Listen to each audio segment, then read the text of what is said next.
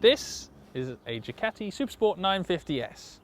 We are going to test it. I am in my Simon Sensible road gear and we're going to balance that out with some lunatic track action and see just how good Ducati's sports road, sports tourer, not quite a sports bike, really is.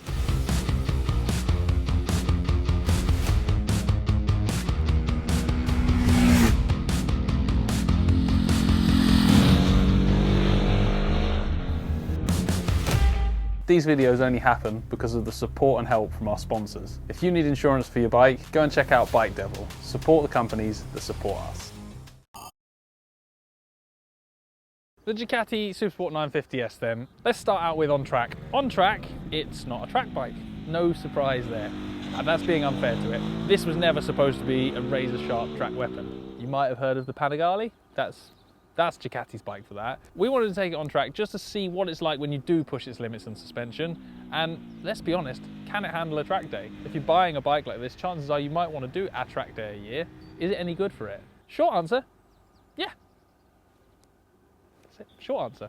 I'll give you a longer one. Okay, limitations on track. Compared to an out-and-out track bike, it lacks a little bit in ground clearance and the suspension's a little soft. All the things that are going to make it nicer to ride on the road do have a disadvantage on the track. Did that stop me enjoying my track riding on it? Absolutely not. No, not at all. The chassis on it is quite interesting. It reminds me more of old school Ducatis. It's not a sharp point and squirt, agile, dancey between apexes type of thing. It's a bike that rides more like the old school Ducatis where it's big, flowing, swoopy lines and all about carrying corner speed and being smooth. I actually prefer that sort of riding, so when I'm not chasing lap times, when I'm not trying to beat the guy in front of me, this thing is absolutely brilliant fun on track. Start pushing a little too hard, start really jamming the brakes on and trying to late brake into turns, it will quite quickly tell you that it's not into that. Stop it, behave, take me back on the road, which is fair enough, it's a road bike, but we proved the point it can do it. The best thing about doing track days on a SuperSport 950S is it's comfy. There's none of this bending in half and making your wrists ache. You can have a nice comfy, so while those people are going past you, just be safe in the knowledge that they are less comfortable than you are. Being the S model, this one's got snazzy Öhlins front and rear, Brembo brakes, and that quality suspension and componentry does show when you start pushing really hard on track. That quality componentry on track means that when you do overstep the mark, when you do push it harder than it's set up to be ridden, it doesn't snap or fight back, it just sort of starts to move around and wobble and point out that it's not a track bike. Does it always with control, which is exactly what you want it to do. Leathers off, road riding clothes on, that's where the Ducati SuperSport 950S was built to be used and enjoyed. That chassis that I loved on the track, that smooth, I'm going to call it lazy steering, just flowy corner style, I really, really like that on the road. If you've just jumped off of a out-and-out super sports bike, a Panigale for instance, or there are other manufacturers available, Triumph 675s, R6s, if you jump off something like that onto this, 100% the first few apexes you'll tip into the corner and go, ooh, I want to be over there. And it's not that it doesn't change direction quickly, it's just that once you tip it onto the side of the tyre, it doesn't cut in with as tight a line as maybe an R6 or, you know, an out-and-out super sport bike would. Is that a bad thing? If you ride into a hedge, yes, it's a terrible thing. But if you learn the bike and ride it appropriately, it means you get this kind of nice, smooth, flowing road ride that you stop that kind of flat out to the corner, brake, tip it in, flat out to the next corner, and it kind of encourages you to take a nice kind of flowy, enjoying the road sort of ride, which maybe I'm getting old, but on the road, certainly, that's a much nicer way to be riding. Other things that held the bike back in outright track performance, the soft suspension and the less ground clearance, that stuff massively comes into its own on the road. Suddenly you're in a comfy riding position, you can tackle some bumpy A roads, gnarly horrible B roads, and it's not crashing into the bump stops and being horrible to you all the time. It's a nice smooth ride, even on a kind of crappy surface road. And the sort of more relaxed nature of the bike means that when you do catch a bit of gravel, if you do make a mistake like that, the bike doesn't suddenly snap out underneath you, it just sort of moves around a bit and you carry on. Everything's just that nice little bit dialed back for road riding that makes it work well. So I'm going to put my grown-up road testing clothes on and talk about things like riding position and mirrors. The riding position is comfy for a sports bike. It's not a big sit-up and beg tourer. It's a sports bike, but the bars are a little bit higher than you'd normally expect. The seat's flatter and wider, and the pegs are lower, so you're not kind of curled up in that squashed frog impression that you would be on a full-blown sports bike. Again, that just means you can ride it a bit longer and a bit more relaxed, and it's a bit easier to spend all day out chasing corners rather than being cramped into a real sports bikey position and kind of looking for a fuel stop after a couple of hours. I'm going to pick on a few things now that are proper grown-up road testery things and not just normal Chris idiot doing wheelies into the sunset things. So first of all, the thing that bugged me the most about this bike was the steering handlebar to tank interface. When you turn the bike to full lock, your thumb gets trapped against the fuel tank.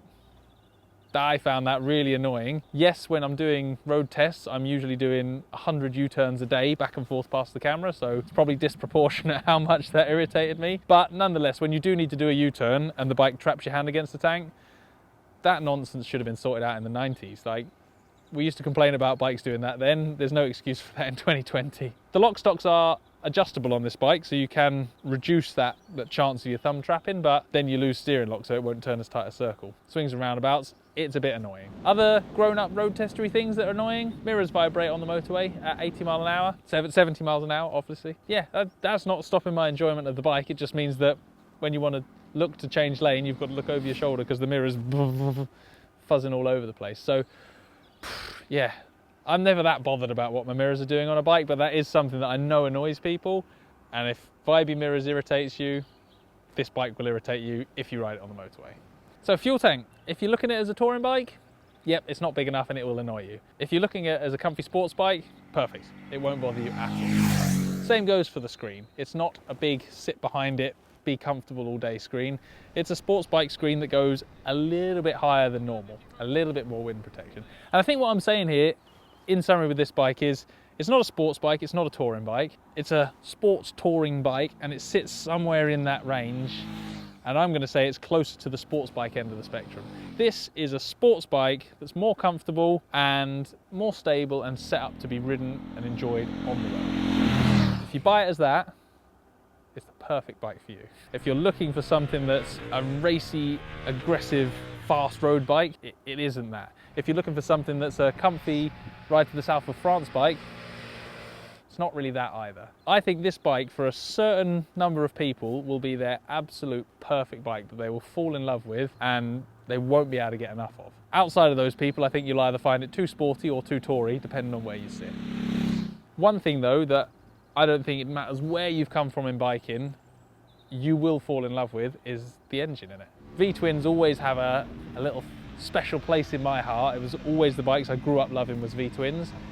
And this is a really good modern V-twin. It's got a stunning exhaust note. When you shut the throttle and roll off, it goes bum, which is pointless and childish, but it makes my tummy do funny things every time it does it. And being a modern V-twin that's well fueled, you can leave it in 6th gear and ride from the bottom of the rev range-ish all the way up to the top, be lazy with your gear changes on overtaking, and it's always got a good bit of shove. There's no juddering or shaking. It just pulls and makes a lovely noise and has a fantastic feel while we're talking about it. Electric bikes are going to come soon, and I think this is one of the best reasons not to buy an electric bike. The engine in this is something that just churns your stomach up and puts a massive smile on your face. I can't see an electric motor ever matching that, so before they turn them all electric, go and buy yourself a V-twin Ducati and enjoy the next decade or 2 decades or however long we've got left of awesome things like this. I don't know why they called it a SuperSport 950. It's not a Supersport bike, it's a Ducati Super Road bike. Yeah, it's a Super Road bike. That's what it is. They named it wrong. Probably a mistake in translation.